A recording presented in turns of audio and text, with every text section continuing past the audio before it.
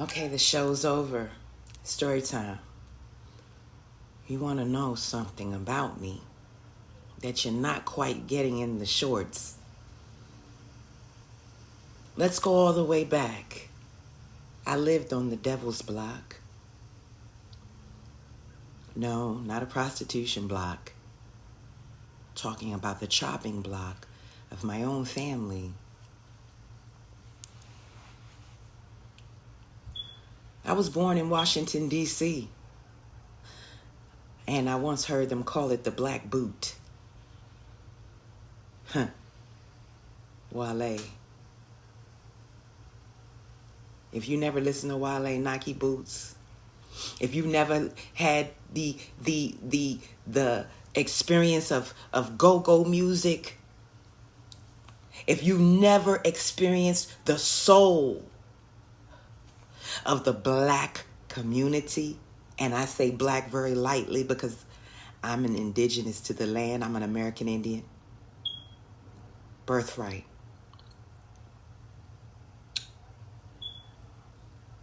Being born in Washington, D.C. was so awesome. Being so close to the energy of the world. And there I was. I was born 1978, allegedly. I was born to Rachel Ann Young. I know she's shaking in her boots to hear her whole government name said in public. But for the record, for the testimony, names have not been changed, because I won't be sued for defamation of character, for I was the so-called victim. So being born into the Young bloodline, which was my grandfather's bloodline, of course, my mother, my grandmother, my true soul mother, who passed away in 1997, pause, was not an original Young. And if you look up Young, I'm sure people like to use etymology and all of that. Wonderful. I'd love to hear what you find about the last name Young as far as ancestry, because that's a very rare name for me to hear in a indigenous environment. I didn't know many Youngs, okay? My first name is Charlie Ann Young. Of course, this is coming out during the Halloween season, so I thought it festive for me to dress up a little bit, because I love this. I love it. It really helps me to tap into my childhood energy. And I am entering into my second childhood, and we'll talk about that later. So, born into the Young bloodline by way of my grandfather, Robert Young.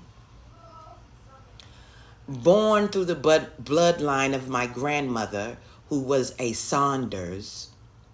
Shout out to all the Saunders that I've never met. The list goes on. So I was never a Saunders, but I am a Young by birthright. I've never changed my name except for once, in which I became White. Believe it or not, I was Charlie White at one time. Pause.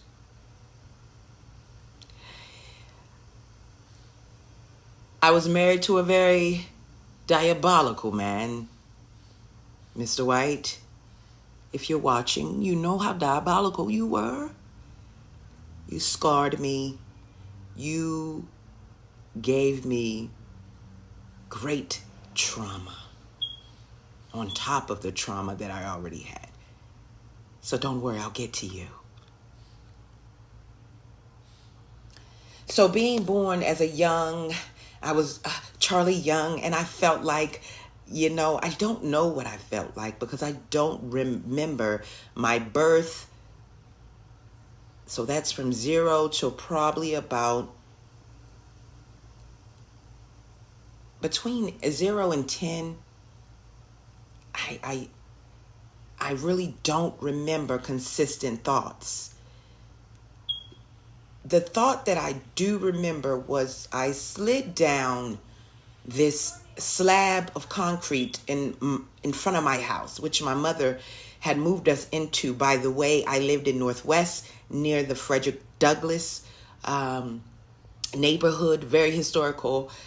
And we lived in a 4-story home in which I had my own floor, my own room, my own bathroom.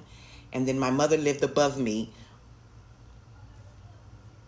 in her own on her own floor. So I was introduced into this idea that I was rich. I was happy. I had my own floor, my own bathroom, and I didn't have to share with anybody because I was the only child. So I was already feeling like I was somebody. So carrying on the message, the story, where was I? Oh, by the way, I have long-term memory loss and short-term memory loss. If anybody knows what that's like.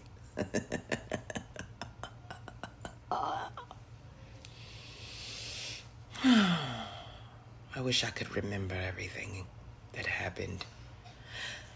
Oh well, let's get back to it. So, a glimpse of, look at this. This is just ridiculous. A glimpse into that brief childhood moment where I felt all tongue twisted and tied. They do not want me to speak. But so being lulled in that, and not only did I live in this environment for a short period of time, by the way. This is a very short period of time where we had this 2-story house in Northwest in the Frederick Douglass district, and very historical, very affluent people in the Northwest, if you ever been to Northwest DC. Wasn't no hood, but it was hood. By the way, that's the only time I ever felt any inkling of wealth. Okay. And anyway, I had a best friend. She was deaf. And one day we were celebrating the holiday. It was about, it was near July 4th or right on the day. And me and my friend who was hearing impaired, I hope I didn't say what I thought I said before, but please mind me not. But she was hearing impaired, and she was playing with the sparklers, and she got a little too close, and bam! The sparkler hit me right here in the eye. Yeah, it almost, look at that. It almost took my eye out, just like this filter.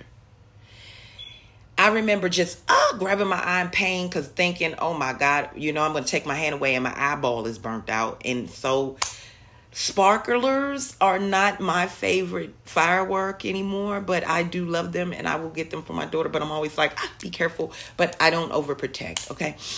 That's another trauma that I healed. But this happened in front of my home. And, I remember my mom coming out finally, and it was an accident, and she apologized, and I know she felt bad.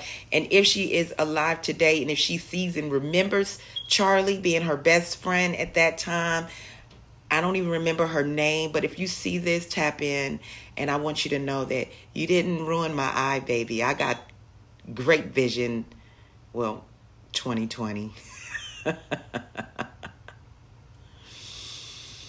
I don't have great vision. I have stigmas here. So carrying on. Now I have the stigmata on me, okay? So miss me with the bullshit.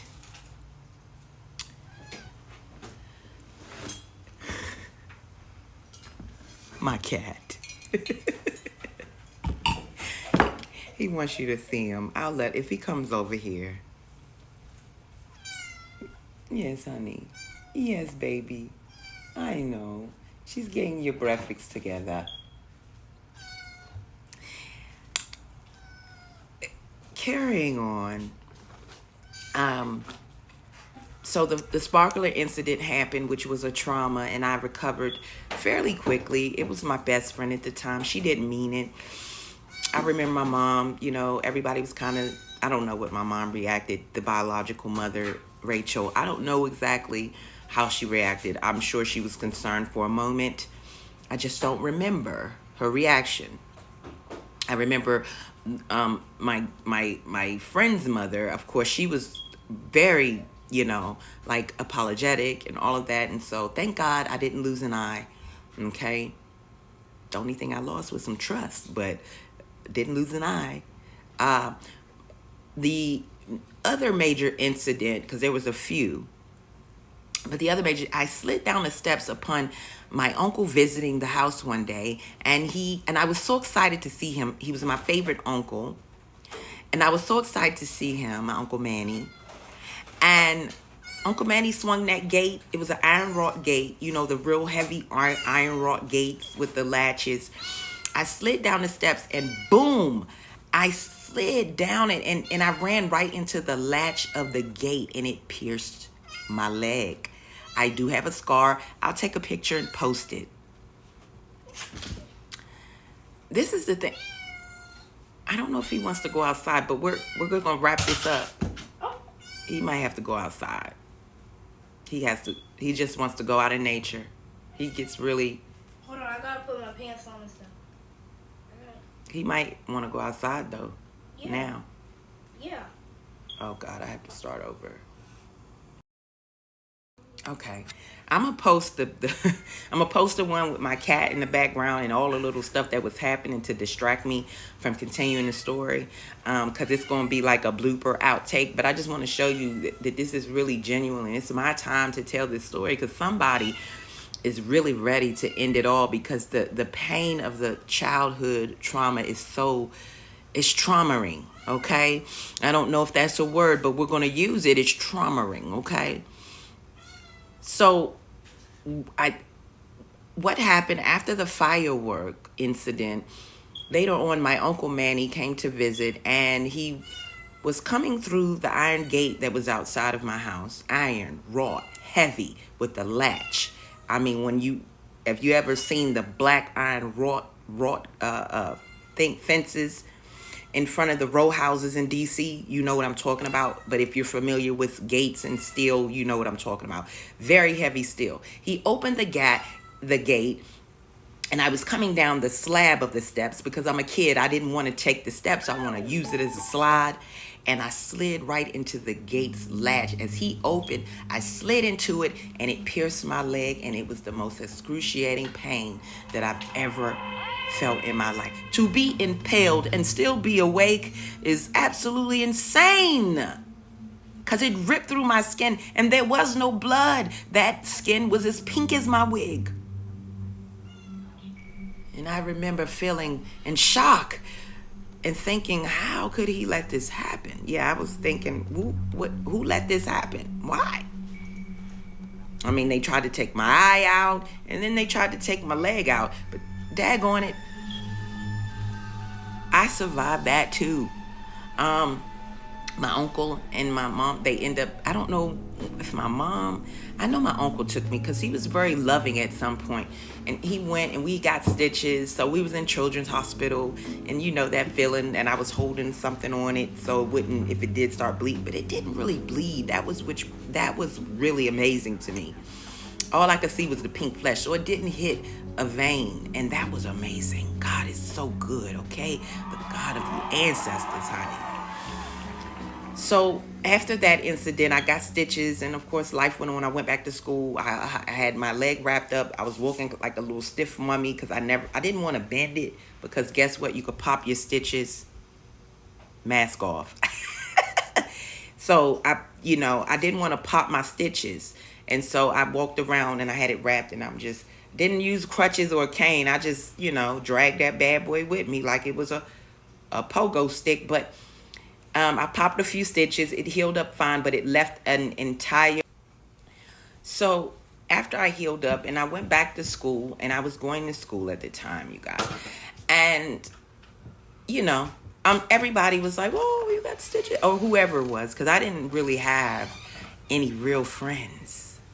I noticed that. I did a assessment of my friendships in my life, and a lot of those people were making fun of me and teasing me, and I didn't know why. And that's going to be a reason why I chose this filter, is because I was Raggedy Ann. I was a Raggedy Ann doll in real life. And anyone who's grown up in excessive poverty, I'm talking about people that were in the gold rush times, because my God, I'm not that old.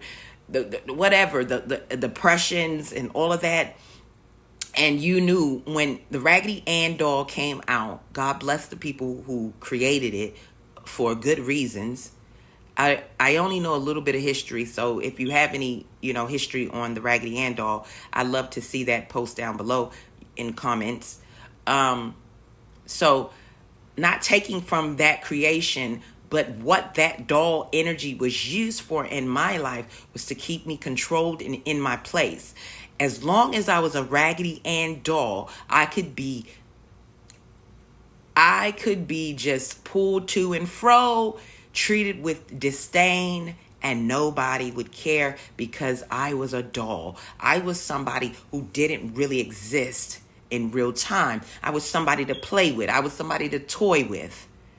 And they toyed with my emotions in my family.